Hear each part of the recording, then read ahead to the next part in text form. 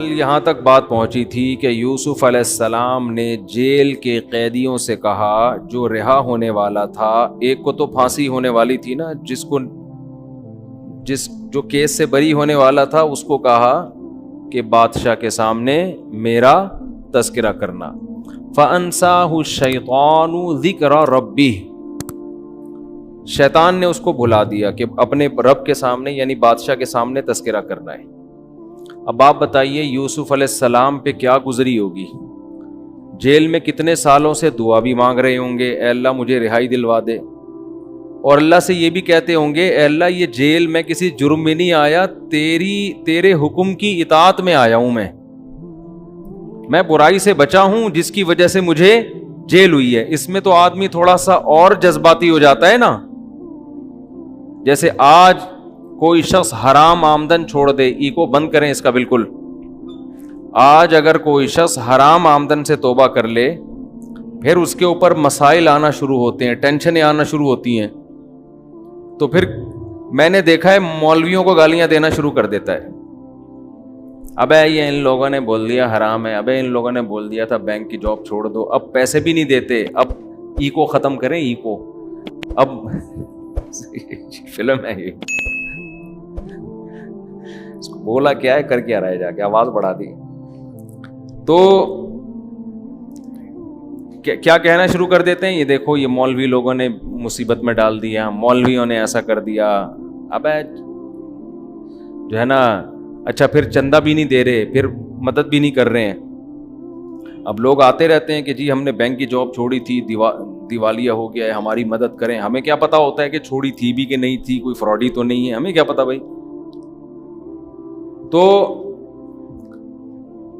ہمیں یوسف علیہ السلام سے کیا سبق ملتا ہے؟ کتنی پریشانیاں آ رہی ہیں اور یہ شریعت پر عمل کی وجہ سے آ رہی ہیں، تو اب تھوڑی سی امید ہوئی تھی کہ بندہ رہا ہو گیا ہے، وہ جا کے بادشاہ سے ذکر کرے گا، کچھ تو ہلچل ہوگی نا، لیکن بندہ بھول گیا، اب بھی ایک لفظ بھی زبان سے شکایت کا نہیں ہے، صبر، بس جیل میں پڑے ہوئے ہیں، کوئی بات نہیں، جو اللہ کی مرضی ہم اللہ کی اس مرضی پر راضی ہیں۔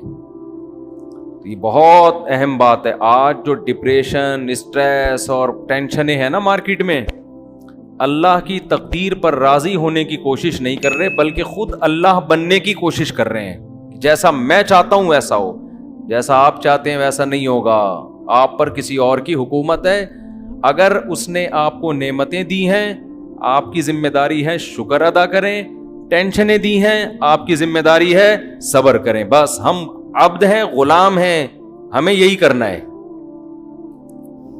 تو بھول گئے، پھر جیل میں کئی سال مزید پڑے رہے، لیکن ظاہر ہے اللہ تو دیکھ رہا ہے۔ قال الملک انی ارا 7 بقرات سمان، ایک دن بادشاہ سلامت صبح بیدار ہوئے، بادشاہ تو غیر مسلم تھا لیکن قرآن سے پتہ چلتا ہے کچھ تھا، کچھ صحیح آدمی تھا، کچھ 2 نمبر نہیں تھا، کچھ جسے کہتے ہیں نا پنجابی میں بندے دا پتر تھا ٹھیک ہے۔ تو وہ جب صبح بیدار ہوا تو اس کو عجیب خواب آیا رات کو، تو بعض خواب ایسے ہوتے ہیں نا انسان کی چھٹی حس کہہ رہی ہوتی ہے کہ یہ جھوٹا خواب نہیں ہے، تو خواب اس کو آیا، اس کو لگا کہ چھٹی حس نے کہا یار یہ بڑا عجیب خواب ہے، اس نے کیا کیا، اپنے سارے درباریوں کو جمع کیا اور کہا انی ارا 7 بقرات سمان، میں نے دیکھا 7 موٹی موٹی گائیں، یاکلوہن 7 عجاف، انہیں 7 دبلی دبلی گائیں کھا رہی ہیں، و7 سنبلات خضر، اور 7 ہرے خوشے جو گندم کے نہیں ہوتے ان کو 7 سوکھے خوشے کھا کے ختم کر رہے ہیں۔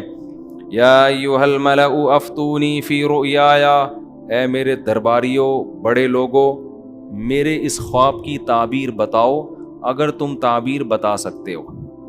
انسان کی عادت ہے جو چیز نہیں آتی نا، کم بخت کبھی منہ سے یہ نہیں پھوٹے گا کہ مجھے نہیں پتا، یہ بہت پڑھے لکھے ہونے کی علامت ہوتی ہے کہ آپ کو جو بات نہیں آتی آپ کہتے ہیں سر مجھے معلوم نہیں ہے۔ دنیا میں 100% چیزیں کسی کو بھی نہیں پتا ہوتی، لیکن بعض لوگوں کو شوق ہوتا ہے ہر فیلڈ میں ٹانگ اڑانے کا، حدیث کا علم بھی ان کے پاس ہے, فقہ کی علم بھی ان کے پاس ہے, میڈیکل سائنس بھی ان کے پاس ہے, انجینئرنگ کا علم بھی ان کے پاس ہے, جہاز اڑانا بھی یہ جانتے ہیں, سیاست پہ تبصرہ بھی یہ بہت اچھا کر سکتے ہیں, فوج سے بھی ان کے بڑے اچھے تعلقات ہیں, ایجنسی سے بھی ان کے بڑے اچھے تعلقات ہیں, اور بخاری کا بھی ان کو پتہ ہے, مسلم کا بھی ان کو پتہ ہے, تاریخ بھی ان کو پتہ ہے, انہی کو سب کچھ پتہ ہے, باقی دنیا میں سب گھاس کھا رہے ہیں.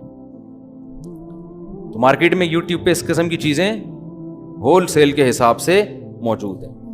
تو یہ جو درباری تھے نا بادشاہ کے محل میں, ان کو چاہیے تھا بول دیتے ایکسکیوز می سر, ہمیں اس کی تعبیر معلوم بولو نہیں ہے, بول دیتے سر پتہ نہیں کیا تعبیر ہے. لیکن کیا جب مجھے ایک دفعہ نا 2 سال پہلے ہمارے کسی دوست نے تعبیر پوچھی, میں تو تعبیریں بتاتا نہیں, ٹائم ہی نہیں ہے ہمارے پاس بھائی. اب وہ چپک گئے کہ یار مجھے تعبیر بتاؤ تعبیر بتاؤ. میں نے کہا بھائی میرا دماغ نہیں ہے ابھی, میں کدھر بیٹھ کے سوچوں کیا تعبیر ہے اس کی, ہمیں اپنے پتہ نہیں کتنے خواب آ رہے ہوتے ہیں. لیکن وہ تھے بھی بہت قریبی, پیچھے پڑ گئے. پھر میں نے سوچنا شروع کیا, مجھے کوئی تعبیر کھوپڑی میں نہیں آئی. میں نے ان کو کہہ دیا بھائی مجھے اس کی تعبیر معلوم نہیں ہے, کسی اور سے پوچھو. ایک شعر سناؤں ذرا غور سے سنو, آگے آتا نہیں کسی اور سے سنو, ٹھیک ہے نا. یہ والا شعر ہم نے ان کو سنا دیا. وہ پھر چپک گئے, نہیں جی مجھے تعبیر بتاؤ. اب پتہ نہیں خواب کیا تھا. اللہ کی قدرت کے میں ایک دن چائے پی رہا ہوں اور مجھے اس خواب کی تعبیر دماغ میں آ گئی, اور ایسی خاندانی آئی کہ بالکل جو بھی سنتا وہ کہتا ہے یار ہٹو بچوں تعبیر ہے. تو میں نے ان کو خواب کی تعبیر بتائی اور وہ ان کے حالات پر بالکل فٹ آ رہی تھی. تو بعض دفعہ انسان کے دماغ میں اللہ تعبیر ڈال دیتے ہیں, بعض دفعہ تعبیر نہیں ڈالتے. اکثر میں خواب بتاتا ہوں نا, ایک خاتون نے مجھے کہا کہ میں نے اپنے شوہر کو دیکھا گندے کپڑوں میں, گندے لباس میں. وہ خاتون اپنے شوہر کے خلاف یہ خواب مجھے سنانا چاہ رہی تھی کہ شوہر گندے کپڑوں میں, اس کا مطلب بندہ میلا ہے. یہ بندہ کیا ہے, کہتے ہیں نا میلا. اور اس کے بچے بھی ہوتے ہیں, لوگ کہتے ہیں میلے کا باپ, وہ اس کے ابا کو لوگ کہتے ہیں میلے کا باپ آ رہا ہے, ٹھیک ہے نا. تو میں نے اس خاتون سے کہا کہ مجھے اس کی تعبیر یہ معلوم ہوتی ہے کہ آپ ٹھیک نہیں ہو. وجہ اس کی ہے کہ شوہر کا لباس میلا, تو شوہر کا لباس تو بیوی ہے. قرآن کہتا ہے نا ہن لباس لکم وانتم لباس لہن. بیوی کا لباس شوہر ہے اور شوہر کا لباس کیا ہے, بیوی. تو اللہ نے آپ کو تنبیہ کی ہے کہ آپ ٹھیک ہو جاؤ. تو وہ پھر جب ان کی حالات سامنے آئے نا تو پتہ چلا کہ واقعی عورت کا سلوک شوہر کے ساتھ ٹھیک نہیں تھا. بعض دفعہ اس کے برعکس بھی ہوتا ہے, میاں ٹھیک نہیں ہوتا, لیکن کبھی ایسا بھی ہو جاتا ہے, کہیں کہیں چیدہ ایسے واقعات بھی مل جاتے ہیں کہ کہیں خاتون کا سلوک ٹھیک نہیں ہوتا. تو خواب کی تعبیر بعض دفعہ ذہن میں آتی ہے, بعض دفعہ نہیں آتی. جب نہیں آئے انسان بول دے بھائی مجھے معلوم نہیں. لیکن ان کو یہ توفیق نہیں ہوئی کہ منہ سے پھوٹ دیں کہ ہمیں معلوم نہیں ہے, ظاہر ہے بےزتی ہو جائے گی. تو بادشاہ کہے گا تم پھر ہو کیا, اتنے بڑے فنٹر کیوں بنے ہوئے ہو. تو جواب میں کہنے لگے اضغاث احلام, بادشاہ سلامت یہ خواب نہیں ہے, پراگندہ خیالات ہیں. دن بھر حکومت کے کاموں میں آپ مصروف رہتے ہیں, بغاوتوں کو کچلنا, سلطنت کی حدود کو, ظاہر ہے ٹینشن میں آدمی کو جیسے ساس سانپ کی شکل میں اور جٹھانی چھپکلی کی شکل میں آ سکتی ہے, تو آپ کو بھی موٹی پتلی گائیں خواب میں کیا ہو رہی ہیں, آ رہی ہیں. وما نحن بتأویل الاحلام بعالمین. اور اس قسم کے جو الٹے خواب ہوتے ہیں نا, ان کی تعبیریں ہم نہیں جانتے.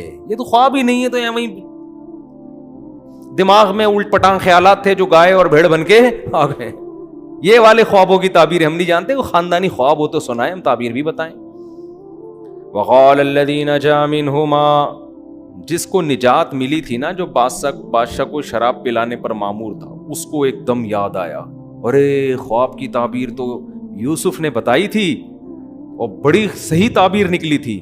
فوراً نمبر بنانے کے لیے بادشاہ سے کہنے لگا انا انبئکم بتأویلہ فارسلون, میں بتاؤں گا تعبیر, مجھے ایک بندہ معلوم ہے, اس کے پاس مجھے بھیجو. حالانکہ اب تک وہ بندہ اس کو یاد نہیں تھا, اب اپنا مفاد ہے نا تو بندہ بھی یاد آ گیا. پھر کیا کہتا ہے, یوسف ایھا الصدیق, یوسف اے دوست. بھائی اتنی گہری دوستی تھی تو بندے کو بھول کیوں گئے؟ مفاد میں انسان القاب بھی لگاتا ہے اور یاد بھی رکھتا ہے، جہاں مفاد ختم بھول جاتا ہے۔ یوسف ایھا الصدیق، یوسف اے میرے دوست، افتینا فی سبع بقرات سمان، ذرا فتویٰ دیں ہمیں، ذرا مسئلہ بتائیں، ذرا تعبیر بتائیں۔ 7 موٹی موٹی گائیں ہیں جو 7 دبلی گایوں کو کھا رہی ہیں، اور 7 ہرے خوشے سوکھے خوشوں کو کھا رہے ہیں۔ لعلی ارجع الی الناس، میں فوراً یہ تعبیر لے کے لوگوں کے پاس جاؤں گا، ان کو پتہ چل جائے گا۔ حضرت یوسف نے ایک لمحہ بھی توقف کیے بغیر فوراً تعبیر بتانا شروع کر دی۔ یہ معجزہ تھا ان کا۔ آج یوٹیوب پہ خوابوں کی تعبیروں کے نام پہ چینل بنے ہوئے ہیں، الو بنانے کے علاوہ کوئی کام نہیں کر رہے، خوب سمجھ لو۔ دیکھو، جن دنیا میں جو بے روزگار ہوتا ہے نا، اس کو کوئی نہ کوئی ٹیکنیکل طریقہ چاہیے ہوتا ہے۔ جس آدمی کے پاس عزت کے صحیح راستے نہیں ہوتے تو کیا وہ بے عزتی برداشت کر لے گا؟ تو وہ عزت کے دوسرے 2 نمبر راستے اختیار کر لیتا ہے۔ تو یوٹیوب پہ چینل بنا لیا، پھر پھینکتے رہتے ہیں وہاں بیٹھ کے، کبوتر نظر آیا تو یہ مطلب ہے، بلی نظر آئی تو یہ مطلب ہے، دودھ نظر آیا تو یہ مطلب ہے، پھینکتے رہتے ہیں، پھر لوگ ان سے رابطہ کرتے رہتے ہیں، یہ ادھر سے پھینک رہے ہیں ادھر سے لوگ۔ تو یہ آسان کام نہیں ہے۔ بعض دفعہ اللہ کسی کے دماغ میں ڈال دیتے ہیں، بعض دفعہ کرامت کے طور پہ کسی کو بتا دیتے ہیں، انبیاء کو معجزوں کے طور پہ بتا دیتے ہیں۔ تو یوسف علیہ السلام نے فرمایا تزرعون 7 سنین دأبا، بھائی اس کی تعبیر یہ ہے کہ تم لوگ 7 سال تک زراعت کرو گے اور خوب پیداوار ہوگی۔ مصر میں 7 سال تک ہیں تمہارے پاس۔ فما حصدتم فذروه فی سنبلہ، جب کھیتی کاٹو تو وہ جو سنبل ہے نا، سنبل جو کیا کہتے ہیں اس کو، خوشے جس کو کہتے ہیں، گندم کو اس سے نہ نکالنا۔ وجہ کیا ہے کہ اگلے 7 سال تک اسی گندم کو استعمال کرنا ہے تم نے، یعنی اسٹور کرو ابھی سے اگلے 7 سالوں کے لیے۔ یہ حضرت یوسف علیہ السلام نے ایسا کام مصر کو بتا دیا کہ قحط پوری دنیا میں پڑا تھا۔ پوری دنیا کو پتا چل گیا کہ مصر والوں نے ایڈوانس میں 7 سال کا راشن جمع کر کے رکھا ہوا ہے۔ یعنی اس خواب کی وجہ سے نا بہت بڑی تباہی سے مصر کو بھی بچایا اور باقی دنیا کو بھی۔ اور مصر کی جو گورنمنٹ تھی وہ معاشی لحاظ سے بہت اسٹیبل ہو گئی۔ وجہ اس کی یہ ہے کہ جب چینی مارکیٹ سے شارٹ ہو تو جس کے پاس چینی ہوگی وہ مالدار بنے گا کہ نہیں بنے گا؟ تو یوسف علیہ السلام نے ان کو بتایا بھائی 7 سال تک تمہارے پاس پیداوار کو کھانے کا اور جمع کرنے کا آپشن ہے، تھوڑا تھوڑا کھاتے رہو اور باقی اسٹور کرو۔ اسٹور کرنے کا طریقہ یہی تھا کہ بھائی اس کو نکالو نہیں، ورنہ وہ کیڑا لگ جائے گا اس میں۔ تو اگلے 7 سال کے لیے اس کو اسٹور کر لو، اور پھر کیا ہے، ثم یاتی من بعد ذلک 7 شداد یاکل ما قدمتم لہن، اس کے بعد 7 سال بہت سخت آئیں گے قحط کے، جو کچھ تم نے جمع کیا ہوگا وہ 7 سال اس کو کیا کر دیں گے، کھا پی کے ختم۔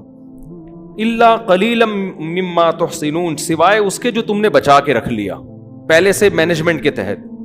اس سے ہمیں یہ بھی پتہ چلتا ہے کہ مستقبل کی پہلے سے پلاننگ کرنا یہ توکل کے خلاف۔ بول لو نا کیا ہو گیا یار، نہیں ہے۔ لوگ کہتے ہیں نہیں پہلے سے پلاننگ نہیں کرنی، کھاؤ پیو اڑا دو پھینک دو، ادھر دعوتیں کر دی، جتنا پیسہ آیا ادھر بانٹ بوڑھ کے، اس کے بعد اگلے دن لوگوں سے قرضہ مانگتے، پان گٹکے کے پیسے بھی نہیں ہوتے اگلے دن اس کے پاس۔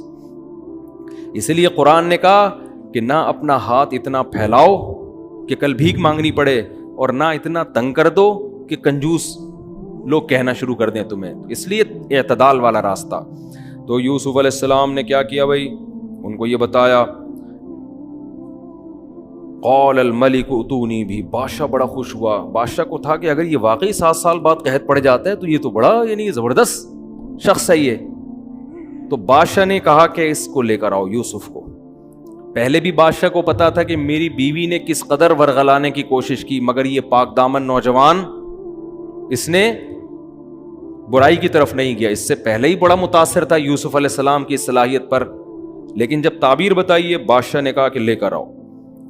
تو قرآن کہہ رہا ہے فلما جاءہ الرسول، جب قاصد آیا نا کہ چلو جی آپ کی رہائی کا فیصلہ ہوا ہے، بادشاہ نے آپ کو بلایا ہے، قال ارجع، یوسف علیہ السلام نے کہا نا نا نا، ارجع الی ربک، بادشاہ کے پاس جاؤ، فاسألہ، اور بادشاہ سے پوچھو ما بال النسوۃ اللاتی قطعن ایدیہن، جن عورتوں نے مجھے دیکھ کر اپنے ہاتھ کاٹ ڈالے تھے، ان سے پہلے میری صفائی کی بات کرو، پہلے پوچھو غلطی پر کون تھا، میں تھا یا وہ تھی؟ کیا میں نے کسی کو برائی سے کسی کی طرف دیکھا؟ پہلے میری یہ پوزیشن واضح ہونی چاہیے، کیونکہ لوگ میں کنفیوژن تو ہو گئی تھی نا، کچھ کہہ رہا تھا یہ صحیح ہے، کچھ کہہ رہا تھا وہ صحیح ہے۔ تو یوسف علیہ السلام کو یہ بات معلوم تھی کہ میں اللہ کا پیغمبر ہوں، میں نے دعوت کا کام کرنا ہے، اگر میرے کردار مشکوک ہو گیا تو لوگ میری بات نہیں سنیں گے۔ یہاں بھی دیکھیں ویژن کو ترجیح دی جا رہی ہے رہائی پر، نہیں آئی بات سمجھ میں؟ حالانکہ اس کا خطرہ تھا کہ بادشاہ بول دے جاؤ پھر میں رہائی نہیں کر رہا، یہ تو اسی بات کو لے کے بیٹھے ہوئے ابھی تک، میں کیا اپنی بیوی کی بدنامی کروں میں لوگوں کے سامنے؟ سمجھ میں نہیں آ رہی یار بات۔ کہہ سکتا تھا نا بادشاہ کہ بھائی واپس جاؤ پھر وہیں رہ لو، ہم تو نہیں، بس کنفیوژن میں ہی رہنے دو تاکہ میری عزت رہے۔ یوسف علیہ السلام کو پتا تھا کہ بھائی میں نے دین کی دعوت دینی ہے، میں یہ سب کچھ دنیا کے لیے نہیں کر رہا، تو میرے کردار پہ اگر انگلی اٹھے گی تو میری دعوت میں جان نہیں رہے گی۔ اس لیے یوسف علیہ السلام نے فرمایا جاؤ جاؤ جاؤ، پہلے جا کے بولو میری برات کا اعلان کرے، پہلے عورتیں بتائیں جمع ہو کے کہ یوسف صحیح تھے، ہم کیا تھے، ہم غلط تھے۔ نبی صلی اللہ علیہ وسلم کی تواضع ہے، آپ نے فرمایا کہ صحیح حدیث ہے کہ یوسف کا صبر تھا، حدیث کا مفہوم ہے کہ جیل سے قیدی بلانے کے لیے آیا اور نہیں گئے، آپ صلی اللہ علیہ وسلم نے فرمایا میں اگر ہوتا تو چلا جاتا۔ یہ تواضع تھی نبی صلی اللہ علیہ وسلم کی، کہ یعنی ایسے موقع پہ ہر آدمی یہی کرتا ہے، بھائی پہلے جیل سے نکلو، یہ چیزیں بعد میں نمٹاتے رہیں گے بیٹھ کے، کون صحیح تھا کون غلط تھا۔ لیکن یوسف علیہ السلام کو یہ خطرہ تھا کہ بعد میں ہو سکتا ہے بادشاہ اس کو زیادہ ویلیو نہ دے، جب رہائی ہو گئی تعبیر بتا دی کہہ گیا بس پھر نہیں، ابھی تو میں بادشاہ کی ضرورت ہوں، ابھی جو کام کروا سکتے ہو کروا لو۔ اس سے خوب سمجھ لو، بہت اہم پوائنٹ کی بات ہے نوٹ کرنے کی، کچھ علماء حکومت سے ملتے ہیں اپنے فائدے کے لیے، کچھ ملتے ہیں قوم کے فائدے کے لیے، تو دونوں طرح کے علماء میں فرق کرنا ضروری ہے۔ ہم ہر طرح کے عالم پر تہمت لگا دیتے ہیں کہ یہ سرکاری ملا ہے، یہ آرمی کے آفیسر سے مل رہا ہے، یہ وزیر اعظم سے مل رہا ہے، یہ صدر سے مل رہا ہے۔ یوسف علیہ السلام بھی تو بادشاہ سے مل رہے تھے نا، جا کے بادشاہ نے جب بلایا محل میں، یوسف علیہ السلام کیسے جا، میں کچھ سرکاری لوگوں سے تھوڑی ملتا ہوں، مجھے رہا کرو بس، چھوڑ دو، تعبیر بتانی تھی بتا دی چلو۔ نہیں نہیں نہیں، یوسف علیہ السلام جانتے ہیں بادشاہ کے پاس رہ کے جو کام ہو سکتا ہے وہ گلی محلوں میں نہیں ہو سکتا، تو موقع ہاتھ سے جانے نہیں دینا چاہیے۔ تو اس لیے کسی عالم کو اگر کوئی حاکم دعوت دے بلائے اور وہ عالم سمجھتے ہیں کہ اس سے تعلقات سے ملک کو فائدہ ہوگا، تو ایسا عالم اگر اس حاکم کے پاس نہیں جاتا تو گناہ کا خطرہ ہے۔ اور آج میڈیا پہ آپ کا جو لیڈر ہے وہ کتنے بڑے آدمی سے ملے اس کی تعویل کرتے ہیں، قوم کے وسیع تر مفاد میں حضرت نے حضرت سے ملاقات کی ہے، لیکن آپ جس سے آپ کو دشمنی ہے وہ کسی چھوٹے افسر سے بھی ملے گا۔ ہم تو پہلے ہی کہتے تھے فوج کا پٹھو ہے، تمہارے والے جو مرضی کرتے رہے، نہ وہ فوج کے پٹھو، نہ وہ ایجنسیوں کے پٹھو، نہ وہ امریکہ کے غلام، اور تمہارے اگینسٹ اگر کوئی ہو تو وہ کسی سے بھی ملے اس پہ الزام۔ یہ مارکیٹ میں ہول سیل کے حساب سے چل رہا ہے۔ ہاں ایسے بھی لوگ ہیں جو واقعی سرکاری ملا ہیں، وہ گورنمنٹ سے ملتے ہیں اپنے فائدے کے لیے، لوگوں کے فائدے کے لیے نہیں۔ تو عام طور پہ فرق کیسے ہو سکتا ہے؟ دیکھو کون پیسے لے رہا ہے اور کون الٹا خرچ کر رہا ہے۔ ہم ایسے علماء کو جانتے ہیں جو افسروں سے ملتے ہیں ان کو ہدیے دیتے ہیں الٹا، وہ افسر بھی حیران ہوتے ہیں کہ یار یہ مولانا ہو کے ہم کو الٹا ہدیہ دے رہا ہے وہ الٹا ان پہ خرچ کر رہے ہوتے ہیں۔ اور ایسے بھی ہوتے ہیں کہ وہاں سے چھپڑ میں لفافے لے رہے ہوتے ہیں۔ تو ہر طرح کی چیز مارکیٹ میں آپ کو ملے گی، سب کو ایک لاٹھی سے نہیں ہانکنا چاہیے۔ تو یوسف علیہ السلام کیا کہہ رہے ہیں؟ اپنے لیے نہیں، لوگوں کے لیے، کہ میں جب دعوت دوں گا تو میری پوزیشن واضح ہونی چاہیے۔ کہنے لگے جاؤ اس کو جا کے بولو ما خطبکن اذا راوتن یوسف عن نفسی، عورتوں کو جمع کر کے پوچھو کہ اس میں غلطی پر کون تھا۔ بادشاہ نے جمع کیا سب عورتوں کو، بھائی ایک بیان ریکارڈ کرواؤ، ٹھیک ہے نا، یوسف آنے کے لیے تیار نہیں ہے جب تک صفائی بیان نہ ہو۔ ان عورتوں نے کہا الآن حس حس الحق، بادشاہ کی بیوی زلیخا نے کہا اب اللہ نے حق کو واضح کر دیا ہے.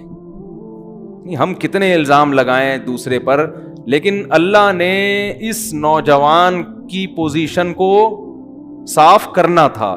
اب حق واضح ہو چکا ہے, اب ہم 2 نمبری کریں گے کوئی فائدہ نہیں ہے. انا راودتہ عن نفسی, میں نے اس کو برائی کی دعوت دی تھی. انہ لمن الصادقین, وہ سچ بول رہا ہے, اس نے میری طرف گناہ کا ارادہ نہیں کیا. یوسف علیہ السلام نے اب اتنی اپنی پوزیشن واضح کروائی ہے, تو اس میں تکبر کا عنصر ہو سکتا تھا نا, نہیں. یہی بات سمجھ بھائی, ایک آدمی بار بار کہہ رہا ہے میں ٹھیک ہوں, میں ٹھیک ہوں, میں بالکل صحیح ہوں, میں بالکل صحیح ہوں, تو ہم کہتے ہیں نا بھائی تو کیا ہو گیا یار, اگر تو غلط بھی ہے تو توبہ استغفار کر لے. اتنا کیوں اپنے آپ کو ثابت کر رہا ہے کہ میں ٹھیک ہوں, میں غلط ہو ہی نہیں سکتا. اس میں ایک قسم کا تکبر کا عنصر ہے نا. نہیں آ رہی سمجھ میں تو بتا دیں بھائی, ہے نا تھوڑا سا اپنی, جو بعض لوگ ہر موقع پہ اپنی کلیریفیکیشن جو ہے نا وہ اپنے بارے میں کرتے ہی رہتے ہیں, وضاحتی بیانات ہر 2 دن میں آتے رہیں گے, تو اس سے بھی لگتا ہے کہ اوور ہونے کی کوشش کر رہا ہے ایک آدمی. تو حضرت یوسف علیہ السلام پر یہ جو اتنی صفائی پیش کر رہے ہیں کہ جیل سے باہر نہیں نکلوں گا, پہلے یہ پتا چل جائے کہ ان میں غلط, میں صحیح ہوں, یہ میں غلط نہیں ہوں. تو حضرت یوسف اس کی وجہ بیان کر رہے ہیں. ذالک لیعلم انی لم اخلہ بالغیب, فرمایا کہ میں جو اپنے آپ کو اتنا صاف ستھرا ثابت کرنے کی کوشش کر رہا ہوں, شو مارنا یا ریاکاری کے لیے نہیں, بادشاہ کو پتہ چل جائے کہ میں نے اس کی غیر موجودگی میں اس کے ساتھ خیانت نہیں کی ہے. ورنہ وہ کہہ سکتا ہے کہ میں نے اپنے محل میں رکھا اور معاذ اللہ میری ہی زوجہ پر نظریں ڈال کے بیٹھ گیا. یہ پوزیشن میری واضح ہونی چاہیے. وَأَنَّ اللَّهَ لَا يَهْدِي كَيْدَ الْخَائِنِينَ, اور میں یہ بھی بتانا چاہتا ہوں لوگوں کو کہ جو خیانت کرنے والے ہوتے ہیں اللہ ان کی رہنمائی نہیں کرتا. کیونکہ اگر میں مشکوک, مجھ پر الزام لگتے اور ترقی ملتی تو لوگ کہتے یار 2 نمبر ہو کے بھی بڑی ترقیاں مل سکتی ہیں. تو میں بتانا چاہتا ہوں کہ تقوی کے ساتھ جو کچھ ملتا ہے انجام متقیوں کا اچھا ہوتا ہے. لگے وما ابرئ نفسی, میں اپنے نفس کو بری نہیں کرتا کہ میرا نفس بڑا پاک دامن ہے, مجھ سے گناہ ہو ہی نہیں سکتا. نا, ان النفس لامارۃ بالسوء, نفس کا تو کام ہی برائیوں کی دعوت دینا ہے. کتنی تواضع ہے, آپ دیکھو کتنی تواضع. اور آج ہم تھوڑی سی کوئی تعریف کر دے تو کیسا چوڑے میں آ جاتے ہیں, اپنی تعریف کی ویڈیو بنا کے یوٹیوب پہ خود ہی ڈال رہے ہوتے ہیں, میں بہت اچھا ہوں, میں نے یہ کیا, میں نے یہ کیا, میں بہت اچھا. تو تواضع اللہ کو پسند ہے. یوسف علیہ السلام نے اپنی پاک دامنی بیان کی اور پھر کیا کہہ رہے ہیں, وما ابرئ نفسی, بھائی میں یہ نہیں کہہ رہا میں اچھا ہوں. انسان کی جو اندر کی میں ہے وہ تو برائی ہی کی دعوت دیتی ہے. الا ما رحم ربی, ہاں جس پر میرا رب رحم کر دے. تو یہ میرے رب نے مجھ پر رحم کیا تھا کہ مجھے برائی سے بچا لیا. گویا میں اچھا نہیں ہوں, اللہ اچھا ہے جس نے مجھے بچا لیا. سمجھ میں آ رہی ہے کہ نہیں آ رہی؟ آج ہمارے والد صاحب ایک بڑی اچھی بات کیا کرتے تھے کہ آج ایک آدمی اگر تھوڑا سا ذکر و اذکار شروع کر دے نا, تھوڑا سا تہجد میں رونے کی توفیق مل جائے, تو اس کو اپنے بارے میں یہ وہم ہونے لگتا ہے کہ امام مہدی میں ہی ہوں, کہ جو آخر وقت میں امام مہدی آئیں گے نا, شاید یہ کون ہے, چانسز ہیں کہ شاید میں ہی, کیونکہ اتنا نیک آج کل مارکیٹ میں ہوتا نہیں ہے, تہجد پڑھ کے رو رہا ہے. تو کبھی آنسو آ جائے نا تو انسان یہ سمجھنے لگتا ہے. اور ایسا ہوا بھی. ہمارے والد صاحب نے بتایا مسجد میں ایک بندہ بیٹھا رہتا تھا, صبح شام ذکر کرتا تھا. کہتے ہیں ایک دن میرے پاس آیا, میرے والد صاحب کا نام تھا مسعود صاحب, تو کہنے لگا حافظ مسعود صاحب ایک بات کرنی ہے آپ سے. میرے والد صاحب کہتے ہیں, میں نے کہا جی بتاؤ بیٹا. کہنے لگے چھپ کے نا چھاؤں میں لے جا کے کہنے لگا, مجھے لگ رہا ہے کہ شاید امام مہدی میں ہی ہوں. تو والد صاحب کہتے ہیں میں نے اس سے کہا بیٹا یہ بات مجھے بتائیے, میرے علاوہ کسی اور کو نہیں بتانا. کوئی بھروسہ نہیں ہے, کوئی بندہ پیل کے نہ چلا جائے. یہ تو میں اپنی طرف سے الفاظ استعمال کر رہا ہوں, کوئی مار مور نہ دے. کہہ رہے ہیں اس کو میں نے سیدھا کر لیا تو انسان کا بچہ بن گیا. ورنہ ہوتا کیا ہے, آدمی کہتا ہے چل تو امام مہدی اور میں تیرا اسسٹنٹ, ٹھیک ہے نا, مل کے دکان چلاتے ہیں. وقال الملک اتونی بہ استخلص لنفسی, جب بادشاہ نے یہ باتیں سنی ہے نا یوسف علیہ السلام کی, کہ پاک دامن بھی ہیں اور شو بھی نہیں مار رہے, یہ کہہ رہے ہیں کہ یہ میرا کمال نہیں ہے, کس کا کمال ہے, اللہ. حالانکہ ایسے موقع پہ تو انسان کتنا کوشش کرتا ہے نا آگے نکلنے کی. بادشاہ تھا ذہین آدمی. ذہین آدمی کیا کرتا ہے, تھوڑی دیر میں آبزرو کر لیتا ہے کہ اس آدمی کی شخصیت میں وزن کتنا ہے. بعض لوگ بہت بول رہے ہوتے ہیں میں یوں، آدمی کو اندازہ ہو جاتا ہے یہ باتوں کا پھینکو ہے اور کچھ بھی نہیں ہے. تو یہ جو لوگ کہتے ہیں نا کہ تقریر سے، بیان سے لوگ آبزرو کر لیتے ہیں کسی کی بات چیت سے، یہ حقیقت ہے. جن میں آبزرو کرنے کی صلاحیت ہوتی ہے نا، وہ بندے کو 10-15 منٹ میں جانچ لیتے ہیں کہ اس کا وزن کتنا ہے. بادشاہ کو اندازہ ہو گیا بھائی یہ معمولی نہیں ہے، یہ بہت زیادہ اچھے اخلاق کے حامل ہیں اور بڑے ذہین ہیں. لہذا بادشاہ نے کہا صرف رہائی نہیں ملے گی، ایتونی بہی، ان کو لے کر آؤ، استخلصہ لنفسی، میں ان کو اپنا مشیر خاص بناؤں گا. یہ میں نے جو مسٹنڈے بٹھائے ہوئے ہیں نا مشورے کے لیے، جن کو خواب کی تعبیر آتی نہیں ہے اور بول رہے ہیں کہ الٹی باتیں ہمیں نہیں پتا، یہ مسٹنڈے مارکیٹ سے کیا ہوں گے؟ اب یہ مروائیں گے مجھے. ٹھیک ہے یہ بھی رہیں گے وزیر، ان کو عہدے رہیں گے، لیکن جو میرا خاص مشیر ہوگا وہ کون ہوگا؟ وہ یوسف ہوگا. مجھے ایسے لوگ چاہیے. تو فلما کلمہ، جب یوسف کو بلایا علیہ السلام کو اور بادشاہ نے مزید کلام کیا، بات چیت کی، اور بادشاہ کے دل میں آپ کی قدر بڑھی اور کہا انک الیوم لدینا مکین امین، آپ میرے مشیر خاص ہی نہیں ہیں بلکہ آپ کو میرے پاس ایک زبردست ٹھکانہ ملے گا اور میں اب آپ پر اعتماد کروں گا. حکومتی معاملات میں کیا کروں گا، آپ امین بھی ہیں میرے. دیکھو حضرت یوسف علیہ السلام نے اس موقع پہ نہیں کہا کہ بادشاہوں کے ٹکڑوں کے محتاج نہیں ہیں ہم، آپ مجھے خانقاہ بنا کے دے دو، میں وہاں اللہ اللہ کیا کروں گا. یہ اور بادشاہ بھی کافر کے بچے، تو اپنی شکل تو دیکھ. ایسے کہہ سکتے تھے نا، تو بت پرست آدمی ہے، پوری قوم کو بت پرستی پہ ڈالا ہوا ہے. کافر جو نہ مانے، جو تجھے کافر نہ مانے وہ بھی کافر، اور بتوں کی عبادت کرتا ہے بیٹھ کے اور باتیں کر رہا ہے. کچھ بھی نہیں بھائی، گراؤنڈ ریئلٹی کے حساب. یہ تو ویسے بھی کسی عام کافر کو بھی بولیں گے تو دین کے قریب آنے کے بجائے کیا ہو جائے گا؟ دور ہو جائے گا. تو ہر جگہ کا ایک مقام ہے. یوسف علیہ السلام کو جب اس نے کہا کہ آپ کے پاس آج، آپ کے لیے ہمارے پاس آج سے بہت اچھا ٹھکانہ. شکر ہے ہم لوگ اس وقت مصر میں نہیں تھے، ورنہ کوئی بھروسہ نہیں ہے، معاذ اللہ یوسف علیہ السلام کو بھی نہیں چھوڑنا تھا. قوم نے الزامات لگانے تھے، کافر بادشاہ سے مل رہے ہیں، کافر بادشاہ بلا رہے تو جا کے بیٹھ رہے ہیں، کافر بادشاہ عہدے دے رہا ہے تو قبول کر رہے ہیں. تو اپنے آپ کو نہ سوچیں ہم کدھر کو جا رہے ہیں. جب یوسف علیہ السلام نے دیکھا کہ بادشاہ سلامت بھی فارم میں آئے ہوئے ہیں بھائی، مسلسل تعریفوں پہ تعریفیں اور کہہ رہے ہیں آپ کا ہمارے پاس ٹھکانہ ہے، تو یوسف علیہ السلام نے خود سے وزارت کی پیشکش کی کہ بھئی تو جو مبہم باتیں کر رہا ہے نا کہ آج سے مشیر خاص اور ٹھکانہ، تو میں آپ کو بتاتا ہوں مجھے عہدہ کیا چاہیے. یوسف علیہ السلام اصل میں جانتے تھے کہ فیوچر میں جب قحط پڑے گا تو آپ کو پتہ ہے جب ملک کی معیشت ڈاؤن ہو، بارشیں بند، پیداوار زیرو ہو جائے، تو سب سے زیادہ ویلیو وزیر معیشت کی ہوتی ہے. کیا خیال ہے بھائی؟ بادشاہ کی بھی پھر ویلیو نہیں رہتی. لوگ دیکھتے ہیں کہ جو وزیر معیشت کا وزیر ہے وہ اب ملک کو بچاتا کیسے ہے، وہ بجٹ کیا نکالتا ہے، بجٹ کیا اناؤنس کرتا ہے، کتنا اسٹور کرنا ہے، کتنا ایکسپورٹ کرنا ہے، اور جو ایکسپورٹ ہوگا اس کی ویلیو کیا ہوگی.